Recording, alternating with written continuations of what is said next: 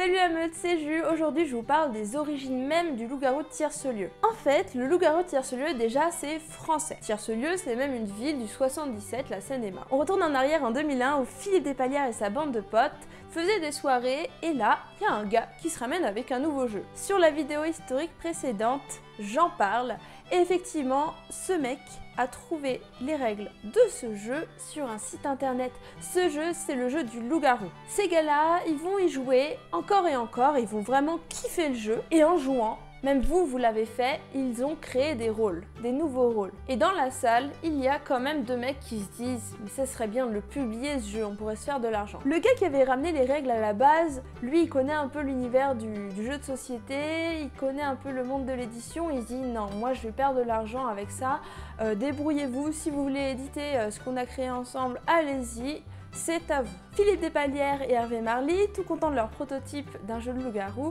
vont aller voir des maisons d'édition pour éditer leur jeu. Mais ils arrivent là avec un jeu où on leur dit « Mais attendez, si un mec meurt premier tour, ça y est, il joue plus de la partie et la partie elle peut durer 1 heure. Mais attendez, votre jeu, il faut au moins 9 joueurs pour y jouer. Et il y a un mec qui joue pas, il est obligé de mener, d'être le compteur. » Les maisons d'édition ont tous trouvé ça irréalisable, invendable. Ils ont été jetés de partout. Philippe Despalières, qui a l'esprit un peu commercial, crée sa propre maison d'édition qu'il nomma lui-même. Et c'est parti en 2001, le loup-garou de Tiercelieu est publié dans sa première version de base. Les dernières boîtes de loup-garou de Tiercelieu qui ont été publiées ont été le Pacte, une grosse boîte qui est là-bas.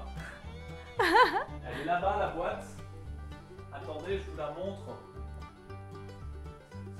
Ah! Allez papy! Elle est là!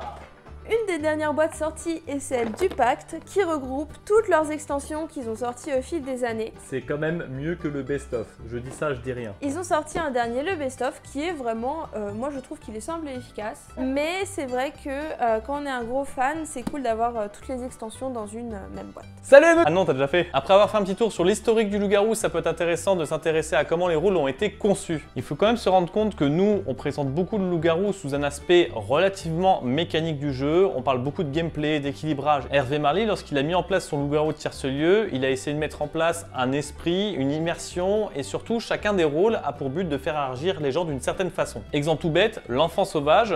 On en a parlé dans une précédente vidéo, on a dit que l'enfant sauvage c'était un rôle relativement mauvais. Ceci dit, c'est vrai que d'un point de vue gameplay c'est pas très bon, d'un point de vue roleplay c'est plutôt sympa, et d'un point de vue psychologique, le rôle fait exactement ce qu'Hervé Marly demande. C'était anticipé, Hervé Marly savait au moment où il a créé l'enfant sauvage que les joueurs allaient parfois essayer de tuer leur idole pour essayer de devenir loup-garou. Parfois, à l'inverse, ces gens vont essayer de ne pas tuer l'idole pour essayer de gagner en tant que villageois. Mais ça, c'est quelque chose qui est voulu.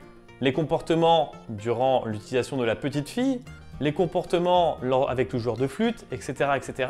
Tout ça, c'est des choses que Hervé Marly recherche. Et donc du coup, même si d'un point de vue gameplay, les choses sont discutables, lorsqu'on joue beaucoup loup-garou, au bout d'un moment, on commence à rouspéter de ci, de ça, le loup-garou de Tiercelieu se veut un jeu plus convivial, plus facile d'accès, avec des règles qui sont plus rapidement compréhensibles. Bref, voilà, mon intervention, c'était surtout pour que tu comprennes que le loup-garou de Tiercelieu, c'est une interprétation du loup-garou et qu'elle vaut les autres interprétations, c'est juste qu'elle n'apporte pas les mêmes choses que les autres. D'ici là, si ça t'a plu, lâche un pouce bleu, partage la vidéo et le village s'endort.